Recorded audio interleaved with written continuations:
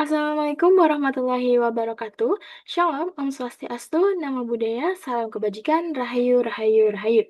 Salam sejahtera bagi kita semua.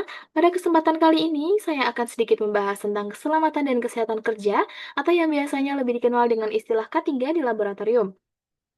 Nah, ketiga ini merupakan aspek yang sangat penting terutama dalam kegiatan praktikum karena laboratorium memiliki berbagai potensi bahaya yang dapat menimbulkan kecelakaan kerja.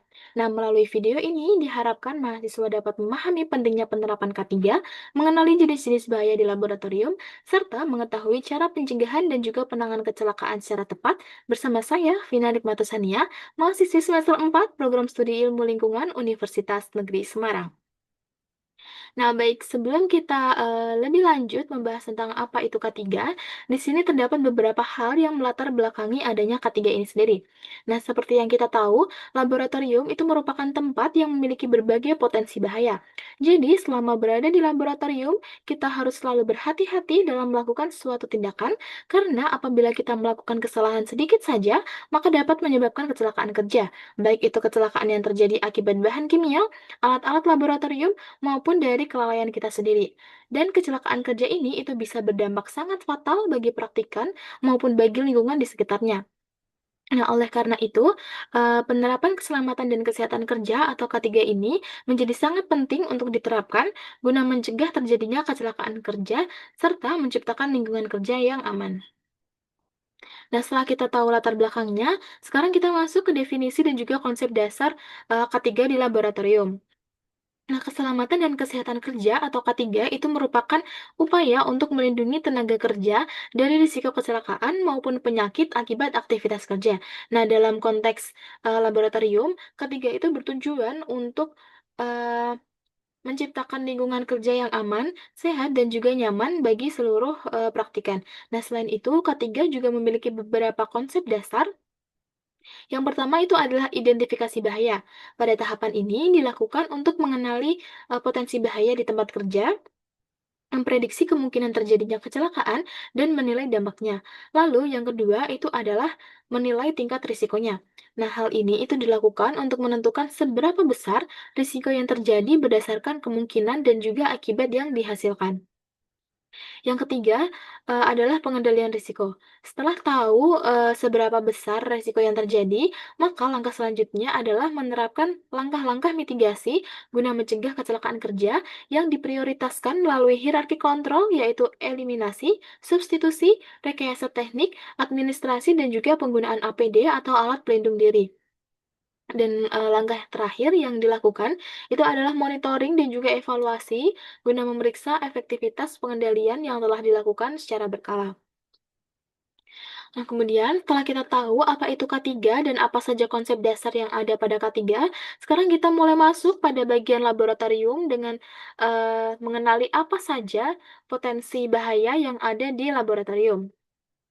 Yang pertama itu ada bahaya kimia. Nah, bahaya ini itu biasanya menjadi bahaya yang berpotensi paling besar terjadi karena hampir sebagian besar praktikum itu yang dilakukan di laboratorium pasti menggunakan bahan kimia, dan di mana bahan ini itu dapat bersifat beracun, korosif, mudah terbakar, yang apabila penggunaannya salah itu dapat menyebabkan dampak yang sangat fatal. Kemudian yang kedua adalah bahaya fisik. Nah, selama, proses praktikum itu sangat memungkinkan, menggunakan peralatan yang rawan rusak atau pecah. Nah, di mana pecahan alat ini, nantinya akan membahayakan praktikan selama aktivitas berlangsung. Atau terkadang juga terdapat beberapa jenis, praktikum yang menggunakan api untuk, proses pembakarannya. Sehingga harus berhati-hati dalam penggunaannya, karena apabila, bereaksi dengan bahan yang mudah terbakar, maka dapat terjadi ledakan atau menjadi sumber awal kebakaran. Nah, selain dari api, hal serupa juga dapat terjadi karena adanya tegangan listrik. Nah, peralatan praktikum yang menggunakan listrik itu harus benar-benar digunakan secara bijak dan dipastikan agar kabel dan juga sumber kelistrikannya itu, tidak bermasalah, agar, tidak terjadi konsleting listrik yang dapat membahayakan praktikan. Nah, selain itu, tak jarang juga aktivitas praktikum itu menggunakan bahan-bahan biologis seperti mikroorganisme. Nah, meskipun mikroorganisme ini tak kasat mata, namun mikroorganisme ini itu dapat menyebabkan infeksi yang serius dan dapat memproduksi racun apabila penanganan sampelnya itu tidak steril atau peralatan yang digunakan itu tidak sesuai prosedur, serta adanya risiko kontaminasi silang yang dapat menginfeksi praktikan maupun lingkungan.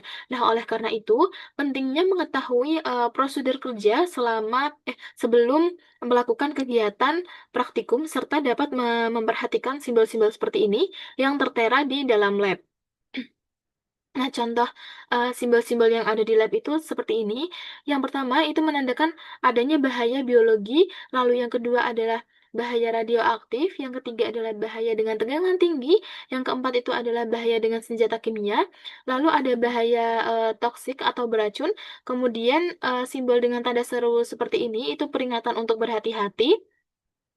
Lalu ada bahaya radiasi nuklir atau atom, dan yang terakhir adalah bahaya radiasi sinar laser. Nah, simbol-simbol ini itu dapat berbeda pada setiap laboratorium dan akan disesuaikan dengan jenis laboratorium tersebut. Misalnya, untuk laboratorium lingkungan itu akan familiar dengan simbol-simbol seperti simbol biologi, bahan toksik, dan juga peringatan untuk berhati-hati. Nah, setelah sedikit membahas tentang simbol, sekarang kita masuk lebih dalam tentang apa saja sih simbol darurat K3 yang ada di dalam laboratorium. Nah, simbol darurat di lab itu adalah tanda-tanda khusus yang biasanya berwarna hijau, merah, biru, atau kuning yang dirancang untuk memberikan informasi cepat saat terjadi keadaan darurat, menunjukkan lokasi peralatan keselamatan, atau memperingatkan potensi bahaya yang serius. Nah, di sini kita mulai dengan warna merah di mana warna ini digunakan untuk memberikan larangan apa saja yang tidak boleh dilakukan di dalam lab. Nah, larangan ini itu diterapkan untuk mencegah terjadinya kecelakaan kerja dengan menunjukkan larangan melakukan tindakan tertentu yang memicu potensi bahaya. Nah, di sini contohnya ada larangan untuk tidak boleh merokok, dilarang akses tidak sah, dan dilarang menggunakan telepon genggam. Lalu yang kedua, ada simbol dengan warna biru yang memiliki arti perintah di mana, tanda ini itu menunjukkan tindakan, perilaku, penggunaan alat pelindung diri yang spesifik yang harus dipatuhi oleh semua orang yang ada di dalam lab, demi keselamatan kerjanya. Nah, contohnya di sini itu ada penggunaan, alat pelindung telinga, menggunakan pengaman diri, dan menggunakan pakaian keselamatan. Kemudian di sini ada simbol dengan warna kuning, seperti contoh pada slide sebelumnya, simbol ini merupakan tanda peringatan untuk berhati-hati dan meningkatkan kewaspadaan terhadap risiko spesifik yang ada pada di lab. Contohnya di sini ada peringatan untuk berhati-hati, adanya tanda radiasi, dan tegangan listrik yang tinggi. Kemudian masuk ke yang terakhir, yaitu ada simbol dengan warna hijau, di mana warna ini digunakan untuk keselamatan dan memiliki arti aman. Tanda ini berfungsi sebagai tanda untuk menunjukkan lokasi peralatan darurat, jalur evakuasi, pertolongan pertama atau P3K, atau prosedur kerja yang aman. Nah, di sini contohnya adalah letak kotak P3K dan adanya letak jalur evakuasi yang ada di dalam lab. Kemudian, setelah kita mengetahui arti dari warna setiap simbol, di sini ada beberapa contoh simbol yang biasanya terdapat di laboratorium. Dimulai dari simbol dengan warna merah, bisa dilihat, yakni tentang larangan seperti dilarang meminum, bukan untuk pejalan kaki, kemudian ada tanpa kelengkapan dilarang masuk, karena biasanya ruangan tersebut itu, terdapat bahan berbahaya. Kemudian dilarang menyentuh suatu barang maupun dilarang menyentuh bertegangan listrik. Dilarang menaruh palet, dilarang mematikan, dilarang menyalakan HP karena dapat, mempengaruhi radiasi terhadap suatu bahan. Kemudian dilarang makan dan minum di dalam lab, dilarang mempergunakan alas kaki, dilarang menyemprot dengan air. Kemudian ada rambut panjang itu dilarang masuk apabila tidak menggunakan, pelindung kepala atau hairnet. Kemudian dilarang memakai perhiasan, dilarang memegang dengan tangan, dilarang duduk, dan dilarang memotret. Nah, kemudian yang selanjutnya, untuk contoh simbol warna biru itu artinya perintah, seperti prasyarat umum, Diwajibkan memakai kacamata, wajib memakai penutup telinga, wajib memakai masker, wajib memakai helm, wajib memakai sepatu safety, menggunakan sarung tangan, wajib memakai pakaian kerja, wajib pakai pelindung wajah, kemudian ada beberapa kegiatan yang diwajibkan untuk menggunakan tali pengaman. Kemudian ada disediakan zona khusus untuk pejalan kaki, wajib menggunakan sabuk pengaman, kemudian ada terdapat area yang mempergunakan jembatan bantu, perintah untuk melepaskan steker atau colokan listrik, kemudian membuka kunci dan memperhatikan petunjuk selama berada di dalam lab. Nah, kemudian beralih ke simbol warna kuning atau peringatan, yakni adanya peringatan akan bahaya. Nah, contohnya itu ada bahan yang mudah terbakar, bahan mudah meledak, bahan toksik atau beracun, bahan kimia keras atau korosif, peringatan bahan radioaktif, peringatan tegangan listrik tinggi, peringatan tali yang dapat putus, peringatan sinar laser, peringatan area elektromagnetik, peringatan area bermagnet, peringatan alat yang berputar secara otomatis, peringatan alur potong, peringatan akan barang yang tajam, peringatan bahaya baterai, dan peringatan permukaan yang panas.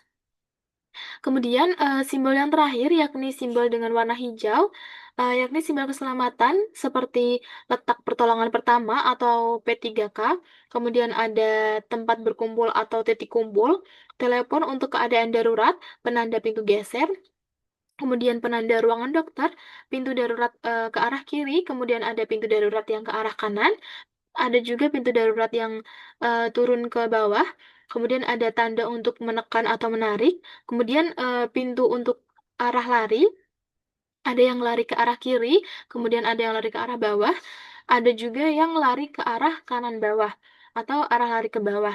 Nah, ada juga pintu darurat ke bawah dan masih banyak simbol-simbol keselamatan lain yang ada di dalam laboratorium. Nah, tentunya yang sudah saya sampaikan ini adalah hanya sebagian dari contoh simbol-simbol yang ada di laboratorium. Kemudian setelah kita mengetahui secara umum tentang simbol-simbol tersebut, kali ini kita akan membahas lebih spesifik terkait simbol bahaya kimia yang terdapat di dalam laboratorium. Yang pertama adalah ikon api yang berarti bahan itu mudah terbakar. Nah, simbol ini itu menunjukkan bahwa bahan kimia tersebut mudah bereaksi dengan udara, memerlukan sedikit energi untuk menyala atau memerlukan gas yang atau mengeluarkan gas yang mudah terbakar. Kemudian yang kedua adalah gambar bola api yang berarti bahan tersebut mudah untuk teroksidasi. Nah, bahan ini itu tidak terbakar sendiri, tetapi melepaskan panas dan juga oksigen yang memicu atau memperparah kebakaran atau terjadinya ledakan jika bersentuhan dengan bahan organik atau menjadi produksi. Kemudian yang ketiga, ada simbol dengan bahan mudah meledak yang ditandai dengan piktogram bom yang meledak.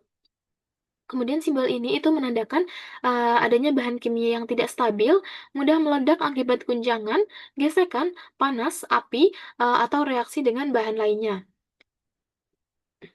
Kemudian yang keempat adalah gambar tengkorak dan tulang yang disilangkan. Dari gambarnya saja, kita sudah tahu bahwa bahan yang mengandung simbol seperti ini itu bersifat toksik atau beracun, yang apabila zat ini tertelan, terhirup, atau terkena kulit sedikit saja, maka dapat menyebabkan kerusakan kesehatan yang parah atau akut, bahkan hingga dapat menyebabkan kematian. Kemudian yang kelima adalah simbol korosif yang digambarkan dengan piktogram cairan itu baik cairan asam atau basa yang diteteskan dari dua tabung reaksi ke atas permukaan logam dan juga ke tangan manusia. Nah, pada manusia bahan ini itu dapat menyebabkan luka bakar parah pada kulit, kemudian dapat menyebabkan kerusakan mata dan mengiritasi saluran pernafasan atau tenggorokan atau perut jika terhirup atau tertelan. Nah, sementara untuk pada benda sendiri, itu bahan ini dapat menyebabkan korosi atau karat pada material yang berlogam. Kemudian keenam, itu ada simbol gas di mana eh, ada simbol gas di bawah tekanan yang digambarkan dengan bentuk tabung gas yang berbentuk silinder. Nah, simbol ini memiliki arti bahan di dalamnya itu bertekanan tinggi, baik gas terkompresi, gas cair, maupun gas terlarut. Kemudian, adanya toksisitas tingkat rendah yang digambarkan dengan simbol tanda seru. Nah, simbol ini menandakan bahan tersebut dapat menyebabkan iritasi, reaksi alergi, atau keracunan ringan jika tertelan, terhirup, atau kontak dengan kulit.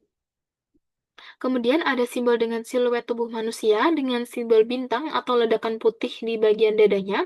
Itu berarti bahaya kronis, di mana simbol ini menandakan bahwa bahan kimia tersebut dapat menyebabkan dampak kesehatan yang serius dan apabila terpapar secara terus-menerus itu dapat menyebabkan karsinogen, mutagen, toksisitas reproduksi, dan bahkan penyakit kronis lainnya.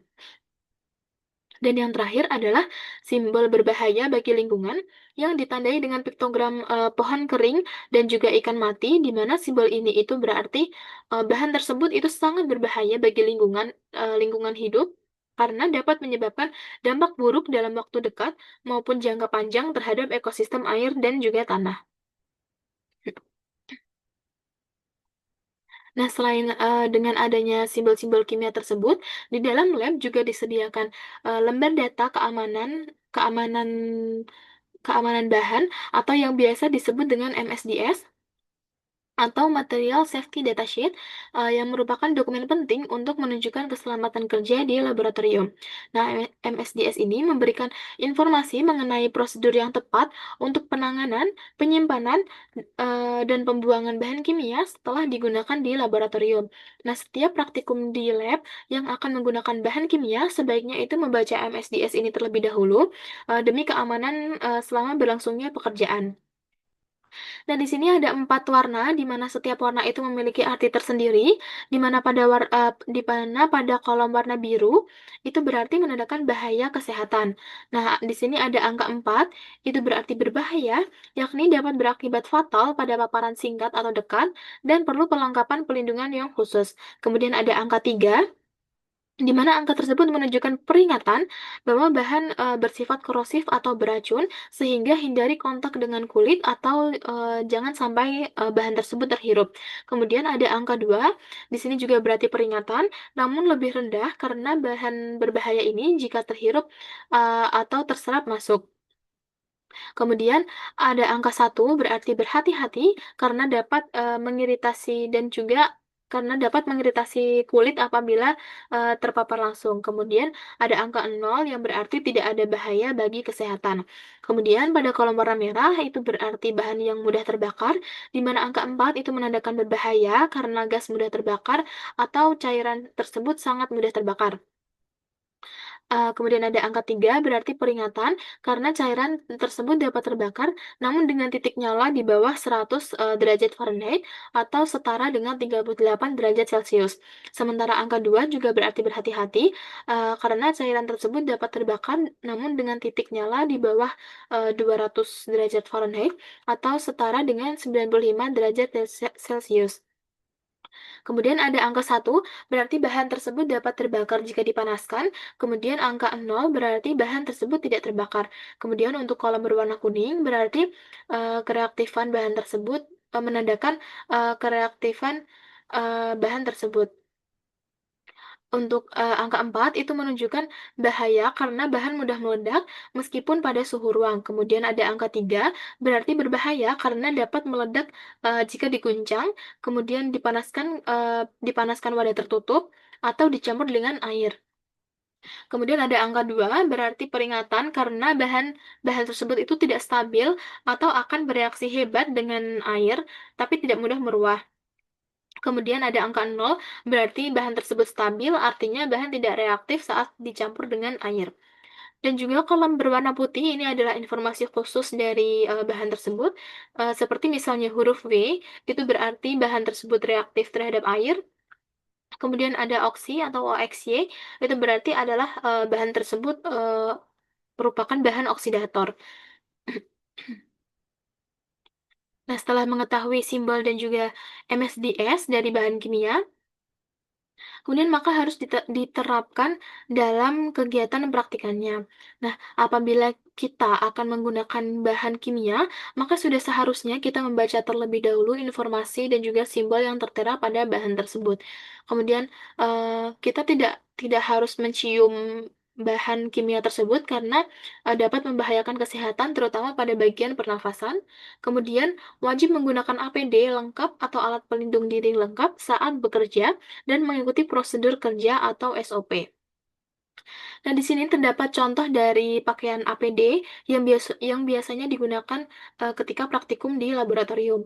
Nah, dimulai dari atas kepala yaitu dengan menggunakan hairnet di mana fungsinya adalah untuk mencegah rambut rontok atau kotoran itu jatuh ke dalam produk serta melindungi kepala dari kontaminan. Nah, selanjutnya ada face shield, di mana alat ini itu berfungsi untuk melindungi wajah dan juga mata dari percikan, cairan, atau partikel kimia selama kegiatan berlangsung. Nah, selain face shield itu juga terdapat goggles, yakni alat seperti kacamata yang lebih spesifik untuk melindungi mata dari percikan cairan berbahaya, bahan kimia, dan juga debu. Lalu ada medical mask atau masker yang berfungsi untuk menyaring partikel berbahaya, debu dan juga virus dari udara serta menutup hidung dan juga mulut dengan rapat untuk mencegah penularan penyakit.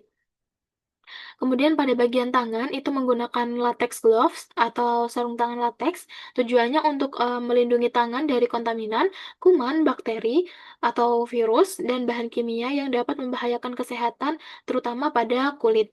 Nah, untuk bagian badan itu kita bisa menggunakan lab coat atau jas lab yang berfungsi sebagai pelindung tubuh atau juga pelindung kulit dan juga pakaian pribadi dari berbagai bahaya di lingkungan lab.